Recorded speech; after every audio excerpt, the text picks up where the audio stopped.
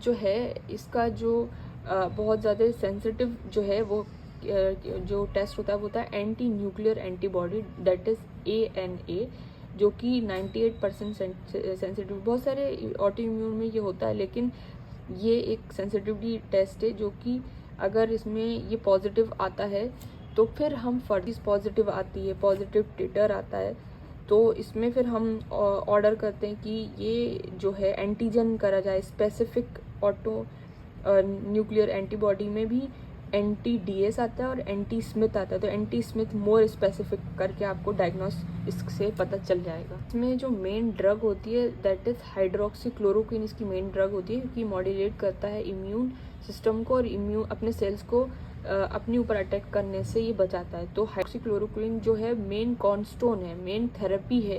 Glucocorticoids भी देते हैं ताकि ये सप्रेस कर दे इम्यून सिस्टम को। हाइड्रोक्सीक्लोरोक्विन और ओरल ग्लूकोकॉर्ड साथ में दे देते हैं तो ये ऑगमेंट हो जाता है और फिर हमारे इम्यून सिस्टम को हमारे सेल्स के ऊपर अटैक करने से बचा लेता है।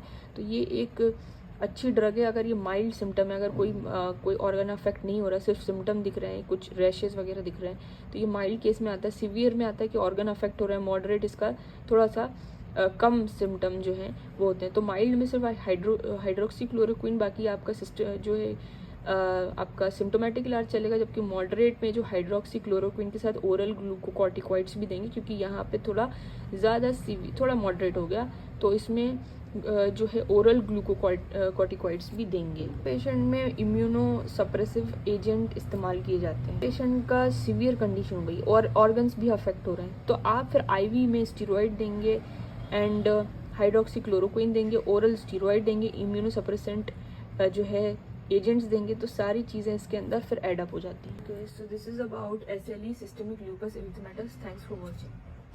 ओके गाइस, तो आज हमने पढ़ा था SLE के बारे में जो पूरा कंप्लीट हो गया है। SLE एक रेयर कंडीशन है जो फीमेल्स को ज़्यादा अफेक्ट करती है, एक ऑटो इम्यून डिसीज़ है और ये पूरे सिस्टम को अफेक्ट करती है। तो पेशेंट आपको बहुत तरीक़ों से प्रेजेंट करेगा, तो शायद आप मिसडायग्नोस कर जाओ, कोई बोलेगा ये हो सकता है कि उसको अर्थराइटिस है, या फिर स्किन डर्मा का केस है। तो इस तरीके से आप पूरा का पूरा उसका हिस्ट्री लीजिए कि क्या इसकी हिस्ट्री रही है, और उसके बाद आप डायग्नोस करने में बहुत ही आसानी हो जाएगी। और क्योंकि इसका डायग्नोस्टिक टेस्ट जो होता है वो इम्पॉर्टेंट है, तो वो भी आप करवाएं। और अगर आप कोई भी पेशेंट को OPD में आप इंस्पेक्ट करें, उसको पाल्पेट करें, ऑस्कल्टेट करें, तो उसका कॉन्सेंट लेना ज़रूरी है और ये हमारे एथिकल वैल्यू में है और हमें इसको बिल्कुल ध्यान में रखना चाहिए।